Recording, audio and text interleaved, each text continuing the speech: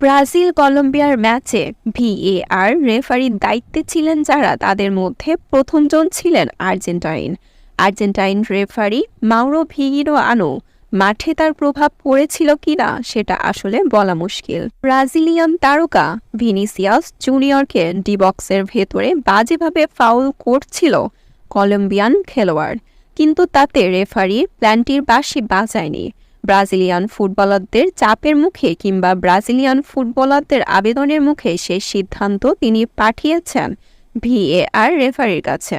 কিন্তু VAR referee লম্বা সময় চেক করে পেনাল্টির সিদ্ধান্ত দেয়নি, বরং দিয়েছে কর্নার।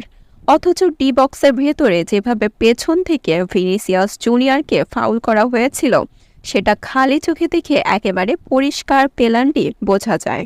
ভিনিসিয়াস জুনিয়রকে তার ডান পা দিয়ে বাজেভাবে ফাউল করেছে প্রতিপক্ষের এক ফুটবলার। অনেকটা ভিনির দুই পাকে একসাথে আটকে পেছন থেকে ফাউল করেছেন কলম্বিয়ার এই ফুটবলার, অথচ রেফারির চোখ এড়িয়ে গেছে এটি।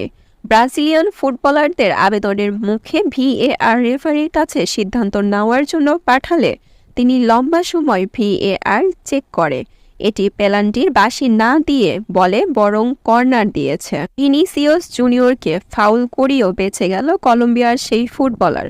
পরিষ্কার পেনাল্টি পাওয়া থেকে বঞ্চিত হয়েছে ব্রাজিল। এর আগেও যেমনটা কোস্টারিকার বিপক্ষে হয়েছিল ব্রাজিলের। আরও একবার ভিনিসিয়াস জুনিয়রকে এমন বাজে অভিজ্ঞতার সম্মুখীন হতে হয়েছে। সামাজিক যোগাযোগ মাধ্যমে অনেকেই বলছে এ জায়গায় ম্যাচই হলে অবশ্যই পেনাল্টি পেত।